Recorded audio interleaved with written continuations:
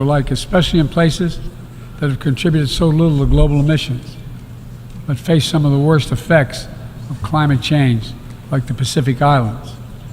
The United States is working directly with the Pacific Island Forum to help these nations adapt, build resilience to the climate impact, even as we lead the effort to build innovative new partnerships that attack the global challenges from all sides.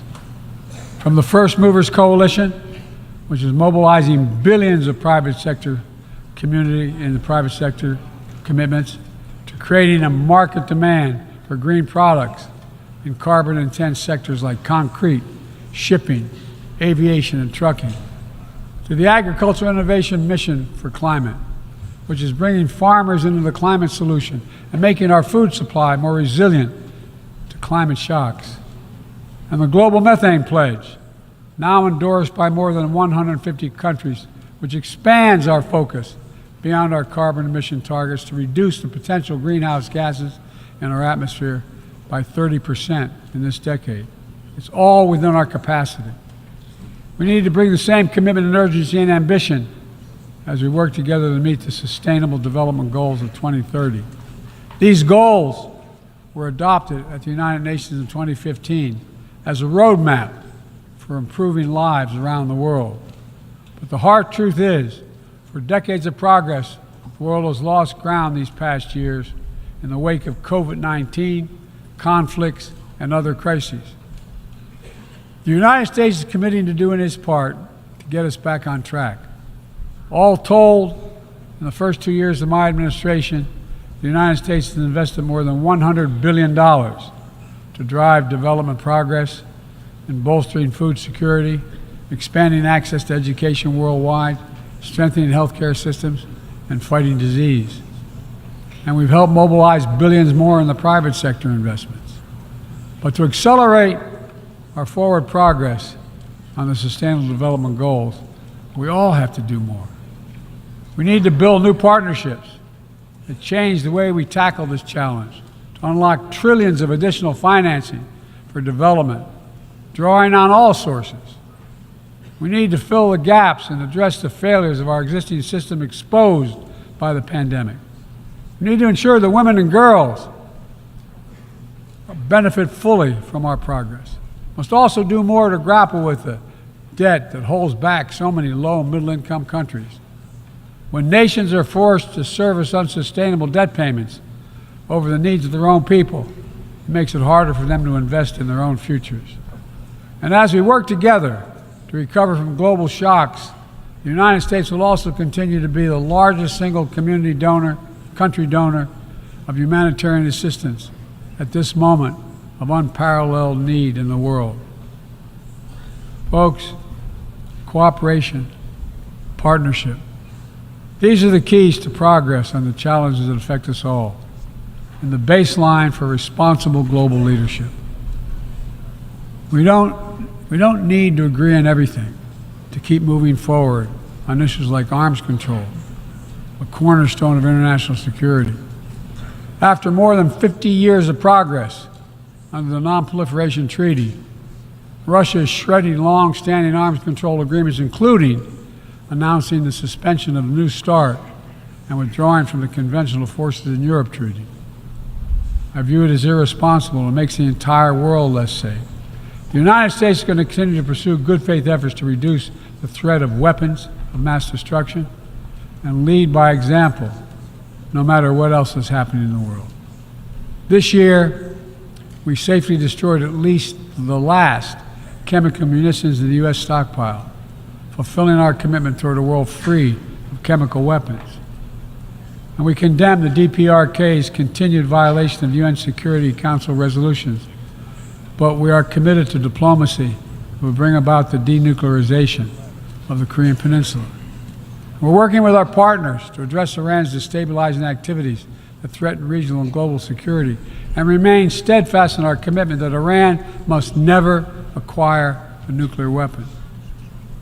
Now, even as we evolve our institutions and drive creative new partnerships, let me be clear. Certain principles of our international system are sacrosanct. Sovereignty, territorial integrity, human rights, These are the core tenets of the UN Charter, the pillars for peaceful relations among nations, without which we cannot achieve any of our goals.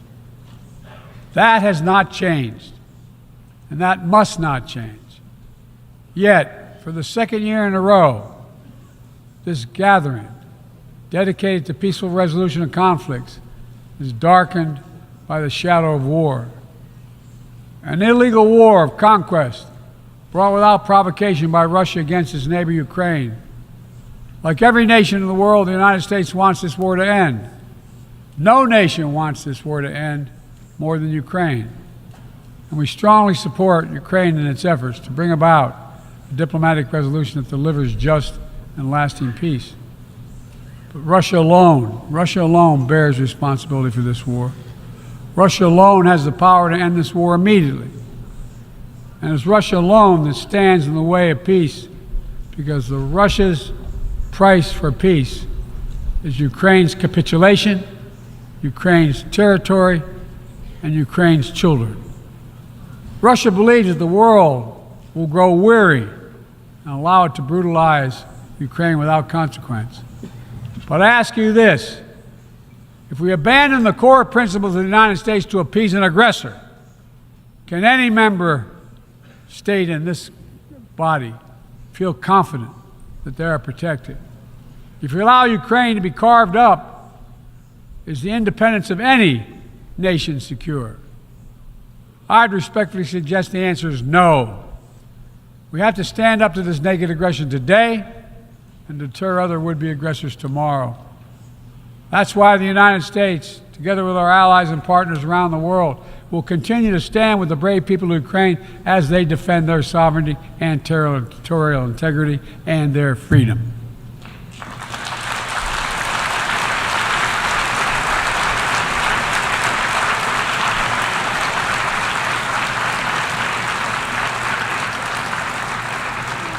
It's not only an investment in Ukraine's future, but in the future of every country that seeks a world governed by basic rules that apply equally to all nations and uphold the rights of every nation, no matter how big or small.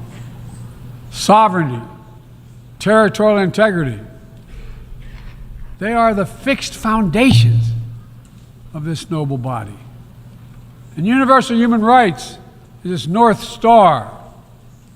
We cannot sacrifice either. 75 years ago, Universal Declaration of Human Rights captured a remarkable act of collective hope. I say that again, collective hope. Drafted by a committee representing different regions, faiths, philosophies, and adopted by the entire General Assembly. The rights contained in the Declaration are elemental and enduring. And while we still struggle to uphold equal and inalienable rights of all, they remain ever steady and ever true. We cannot turn away from abuses, whether in Xinjiang, Tehran, Darfur, or anywhere else. We have to continue working to ensure that women and girls enjoy equal rights and equal participation in their societies, that indigenous groups, racial, ethnic, religious minorities, people with disabilities do not have their potential stifled by systemic discrimination, that the LGBTQI plus people are not prosecuted or targeted with violence because of who they are. These rights are part of our shared humanity. They're absent. When they're absent anywhere, their loss is felt everywhere. They are essential to the advancement of human progress that brings us together. My fellow leaders, let me close with this. At this inflection point in history, we're going to be judged by whether or not we live up to the promises we made to ourselves, to each other, to the most vulnerable, and to all those who will inherit the world we create, because that's what we're doing. Will we find within ourselves the courage to do what must be done, to preserve the planet, to protect human dignity, to provide opportunity for people everywhere, and to defend the tenets of the United Nations? There can only be one answer to that question. We must and we will. The road ahead is long and difficult, but if we persevere, and prevail, if we keep the faith in ourselves and show what's possible, let's do this work together. Let's deliver progress for everyone. Let's bend the arc of history for the good of the world, because it's in our power to do it. Thank you for listening. You're kind.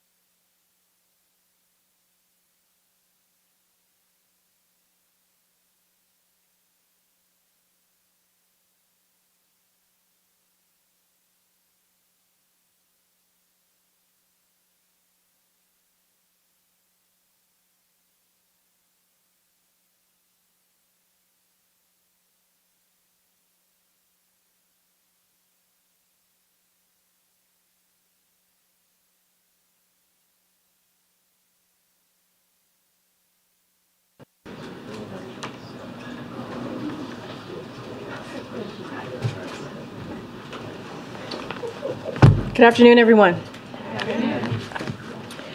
And happy Wednesday, especially to all those who traveled more than 18,000 miles around the world with us over 4 days. The President met with more than 20 world leaders, visited 2 countries, and in the words of my friend, Mr. Peter Ducey, who's not here, some of us even pulled some all-nighters. I hope everyone has gotten some rest. To all those who stayed back here at home, I hope you had a quieter few days, and it's good to see all of you again. As you've seen, the trip was highly successful, and the President was pleased to once again show America's leadership on the world stage. The President is looking forward to a major economic speech tomorrow and continuing to deliver results for the American people here at home. But before I turn it over to Jared Bernstein, our CEA chair, who's going to say more about the President's event tomorrow, I have a couple of things I want to say at the top. Earlier this year, President Biden and congressional leaders reached a bipartisan budget agreement that set a framework to keep the government open and protect critical priorities for the American people. A deal is a deal. The President, House Democrats, and Senate Republicans have stood by that agreement with bipartisan movement in the Senate today. But Speaker McCarthy and House Republicans have taken a different approach, ignoring the agreement that a majority of them voted for and advancing extreme partisan bills that break their promise and gut investments in America. Now, these bills would be devastating, increasing costs for families, hurting students, seniors, and rural communities, slashing law enforcement, undermining manufacturing, and so much more. And they are distracting from top priorities that we have, like fighting the fentanyl crisis, delivering disaster relief, and helping Ukraine fight Russia's illegal war. House Republicans should keep their word and do their job, fund the government, especially these important, we're talking about important, key, vital programs to the American people. Next up, as I mentioned at the top, we have Jared Burstein, who has joined us several times before, but at the podium, but this is the first time that he will be doing it in his new role as chair of the Council of Economic Advisors. Jared is going to talk about the latest economic data that all of you have reported on this morning and preview the president's major economic speech. And with that, Jared, over to you. Thank you. After a brief comment about this morning's CPI report, I'm going to say a few words about how Bidenomics is working, but also why it's working, and why, as President Biden will highlight in his speech tomorrow, and as the record shows, trickle-down economics doesn't work. Headline CPI rose 0.6% last month, driven by a spike in the price of gas.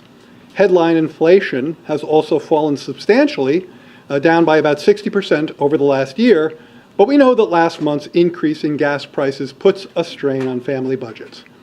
Core CPI inflation, which omits gas and food prices, was up 0.3% in August. Over the past 3 months, core CPI is up at an annualized rate of 2.4%, the lowest rate since March of 2021 and close to its pre-pandemic level. This is important progress. Economists track the core because by omitting highly volatile gas and food prices, it provides a cleaner signal as to where inflation is likely headed. This figure, if you have figure 1 here, this figure, this compares the contribution of gas and apparel to monthly inflation, and it paints a clear picture of the relative volatility of the gas prices. That's those, I think, yellow bars going up and down. I'm not great with colors. And then the apparel contribution is the red line. So you get the point about the volatility of gas prices. Turning to Bidenomics, we start from a position of strength. The U.S. economy is in solid shape, with real GDP growth supported by strong consumer spending that is itself supported by a strong labor market delivering wage gains, accounting for inflation. And I have a next figure showing that the extent to which you see inflation coming down and prices and wages actually beating prices there, both for all workers and for middle wage workers. This figure includes today's inflation report. Not only has inflation come down, it's now growing more slowly than the pay of low and middle wage workers, meaning their buying power is increased. Now, our work isn't done for sure, but wages outpacing inflation is some of the breathing room that the president talks about. Now, what has that got to do with Bidenomics? Well, rising real wages for middle and low wage workers is at the heart of our middle out, bottom up growth agenda. Our GDP is almost 70% consumer spending, so when the middle class is doing well, the overall economy prospers. That's also a good reason why trickle down doesn't work. It disproportionately helps those who don't need the help and thereby are less likely to spend the marginal dollar. Or, as the president says, Bidenomics works because when the middle class does well, the poor have a ladder up and the wealthy still do well. Another sign that Bidenomics is working, you see here in the figure, both for today and for tomorrow, is this other figure showing investment in building manufacturing facilities. The incentives in the Inflation Reduction Act, the CHIPS Act, the Bipartisan Infrastructure Law, are reversing decades of disinvestment in America through the powerful 1-2 punch of policy incentives crowding in private investment.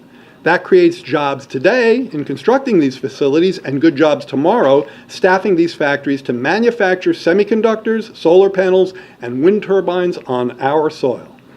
Going forward, we must build on the progress we've made, and that means maintaining the tight labor market while continuing to ease price pressures. As you know, many economists argued that couldn't be done, that it would require much higher unemployment to achieve this much disinflation. President Biden never accepted the inevitability of that trade-off, and he's been right. Let me close with a quick word about what you can expect to hear in the president's speech tomorrow. As you'll remember, the president traveled to Chicago back in June to outline the core principles of Bidenomics, empowering workers, investing in America, and boosting competition. Tomorrow, he'll travel to Maryland to lay out the very clean contrast between Bidenomics and the congressional Republicans' trickle-down economic plan, a plan that has failed working families every time it's been tried. Instead of investing in the middle class, trickle down, ship jobs overseas, hollowed out communities, and produce soaring deficits. He'll contrast his agenda with specific policies congressional Republicans have proposed and lay out what those policies would mean in concrete terms for the American people, whether it's unfair taxes, Medicare and Social Security, or increased costs for families. And he'll highlight what's at stake for families as fiscal and budget debates take center stage in the weeks and months ahead. Thank you, and I'll take questions. Thanks, Jared. You mentioned gasoline prices pushing inflation up last month, but there are no good signs when it comes to gasoline prices in the near term. Crude oil prices are going up. Saudi Arabia has signaled it's going to continue to throttle oil production. Are you worried that inflation is going to go back up over 4%? Well, let's talk about gas prices. As the president said in his statement this morning, he's well aware that they put a strain on family budgets, and that's why he's working with congressional Democrats to take action to cut energy costs. It is correct, as you pointed out, that gas price, the spike in August, caused nearly all of the increase in inflation last month. But gas prices are down from last summer's high by about $1.20 per gallon. They peaked at north of $5 in June of 22, and that saves a family with two drivers about $120 per month. Getting more directly to your question, the Energy Department is in touch with producers and refiners to resolve any issues and to try to ensure stable supply. There is some pressure relief coming in September in the switch over from the summer blend to the winter blend. The winter blend is a somewhat cheaper blend, and also we're moving out of peak driving season, so that lower demand also takes some pressure off. But I think the key point to leave you with on that question is that, again, the president and congressional Democrats are cutting energy costs by investing in clean energy and reducing our dependence on foreign countries that often don't share our values. And so I view the investment agenda that I talked about in my comments as very closely connected to this idea of transitioning to clean energy and more energy independence. Well, how closely are you tracking the possibility of a spike in gas prices, and are you worried that that could erase some of the gains that have been made in lowering inflation? Well, to answer your first question, one of the first things I do every morning is click on the AAA gas price, so we track it very closely. I think from a policy perspective, again, the actions that we're taking, working with congressional Democrats to cut energy costs, are at the core of our agenda. Now, I think the important point here, and you mentioned gas prices, climbing and their impact on consumers. The president has been straight up about that, including in his statement this morning. But I also don't think you can divorce that from the other efforts that we're taking to reduce prices in other areas that matter so much to consumers, some of which, by the way, you could see in today's CPI report. The price of eggs, the price of dairy, the price of meat, all those prices actually came down, so not just disinflation, but deflation in those cases. And I think the key thing, if you'll go to that wage graph, I think probably one of the key points there is that even accounting, this is the second graph in my presentation, if you can put that back up, or we can get it to you if you don't have it.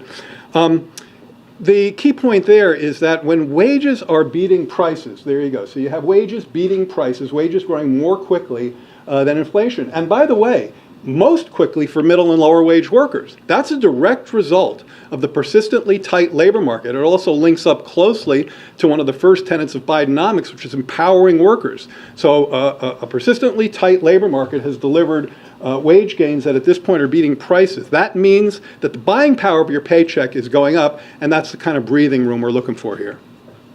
Thanks, Jared. One potential risk to the economy is a UAW strike. Last week, the president said he's not worried about a strike. Is that still the case? And is the White House ready to support those workers if a deal is not reached and they go on strike? So the president believes that auto workers deserve a contract that sustains middle-class jobs. I've worked for President Biden for a long time. He's clearly one of the most pro-union presidents we've had. He's encouraged the parties to stay at the table and to work 24/7 to get a win-win agreement that keeps UAW workers at the heart of our auto future and ensures UAW jobs are good middle-class jobs. Let me just say a bit about our work over the years on unions. think the president understands that one of the purposes, one of the things that unions do, is they help more fairly distribute the benefits of growth. His view is that if you're helping to bake the pie, if you're contributing to American productivity, and manufacturing workers and union workers and auto workers certainly contribute to that productivity, then you ought to get a fair shake. And that's one of the reasons why he's always supported unions. There is a long economic literature showing that unions and these dynamics that I'm explaining to you are closely associated with a more equitable distribution of earnings. And I think that's one of the reasons why he's a pro-union president, and why he's always talked about that in the context of Bidenomics. Again, pillar one of Bidenomics, empowering workers. So I think there's a clear connection. He would support the workers if they go on strike. I'm going to leave it at he believes the auto workers deserve a contract that sustains middle-class jobs, and he wants the parties to stay at the table to work round the clock to get a win-win agreement. And he's encouraged the parties to do that. He's explicitly encouraged them to do so, an agreement that keeps the workers at the heart of our auto future and ensures that those are good middle-class jobs. Good job. Thank you. Jared, there were some alarming child poverty figures that came out very recently. Given the constraints with Congress and spending, what can the administration do, or what is the administration planning to do to alleviate those?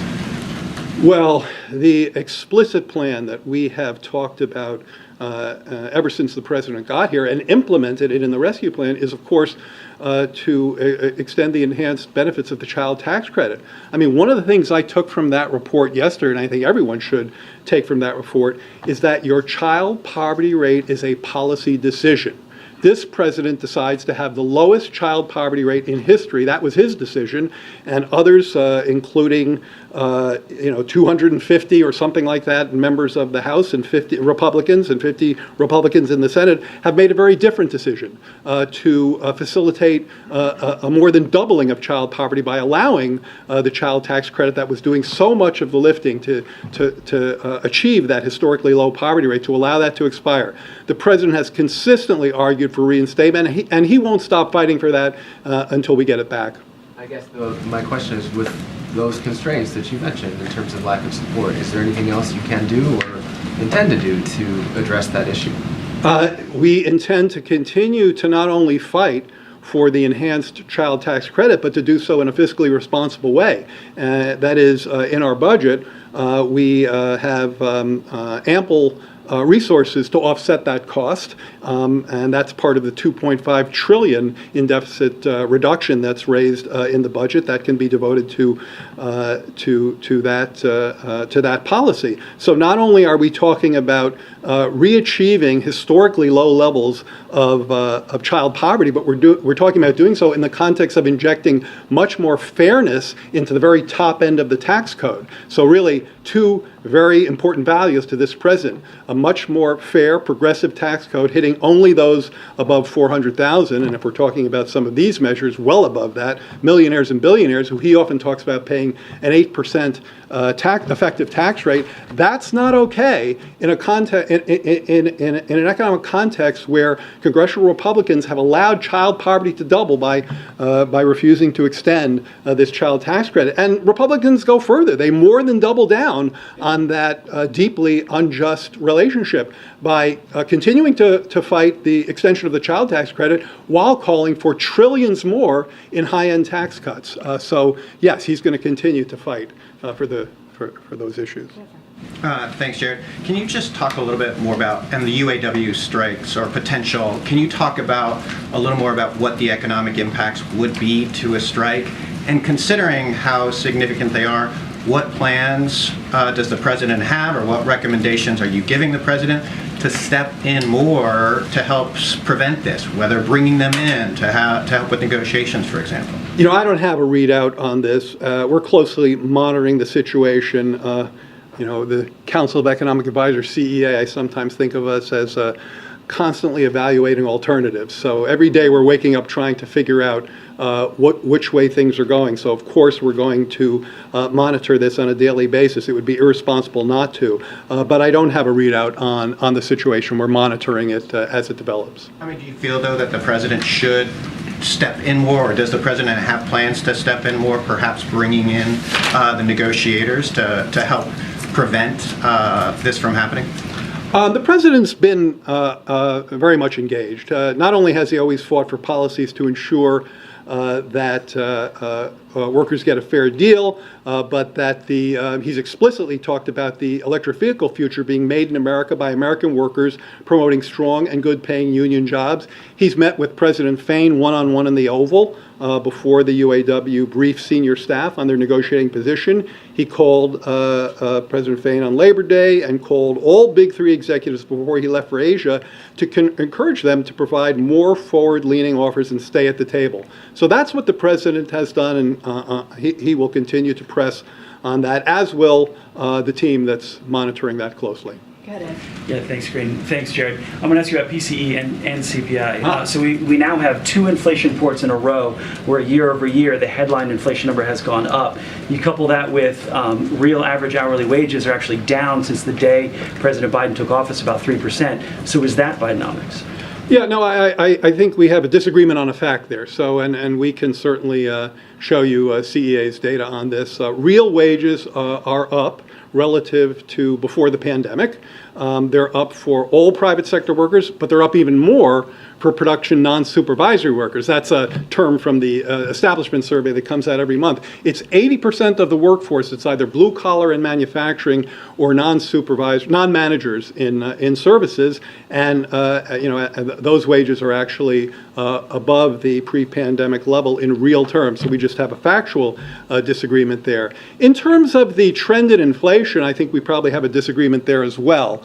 The trend in the PCE, the trend in the CPI, whether you look at headline or core, and in fact, well, it's not here anymore, but that graph that was just there showed a very clear trend in the year-over-year CPI. If you take the more timely, say, 3-month annualized average, then you see an even clearer result. Inflation is easing. It continues to ease. There was a gas spike last month, no question. Gas went up almost 11% in August in the CPI. That's a little more than it went up in the real world because they seasonally adjust. It was more like 6%. But in the report, it was up, and we obviously take that very seriously. I think it's a time frame issue. I'm looking at the day he came in office. But I want to ask you about those gas prices. Gas prices are a large part of the increase we saw in the CPI. Then why is the president then restricting future growth of the oil industry? He made the decision the Interior Department made the decision in Alaska just last week. Well, there are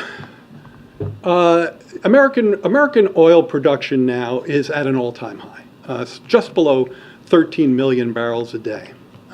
There are thousands of available permits, places where oil companies could drill. They've been highly profitable. They've been highly productive. So I don't think that's the problem. As you said, the gas price added 34 basis points to the, more than half of the inflation increase was the gas price in August. I'm not going to predict gas prices for September because that is folly, but I will tell you there are various sources, which I mentioned a minute ago, putting downward pressure on gas prices in September, including the shift to a less expensive blend and the end of peak driving season. And at the same time, look, along with the fact that American producers are more productive than they've ever been, producing almost 13 million barrels a year, we're going to continue to work largely with anyone who will work with us, but certainly with the congressional Democrats, in cutting energy costs by investing in clean energy and reducing our dependence on foreign countries that don't share our values. I mean, I think that is the right agenda, and that's the one that we're aggressively pursuing. Matt? Thank you. Jared, a follow-up on the potential auto workers strike. I'm sorry, could you speak up? Yeah, sure thing. She probably hears better than I do. No worries, I can speak up. On the potential auto worker strike, I do have a follow-up to what some of my colleagues were saying. A group that I spoke with, an economic group, says that there could be a $5 billion cost to the economy if there is a 10-day strike. So is the White House preparing for that? We're certainly tracking all of those outside analysts. I don't think there's one report on this that we haven't seen and haven't read. And our job is to be ready for any contingency that comes our way. I'm not going to give any readout on our own analysis at this point. We're monitoring the situation. We'll continue to do so, and we'll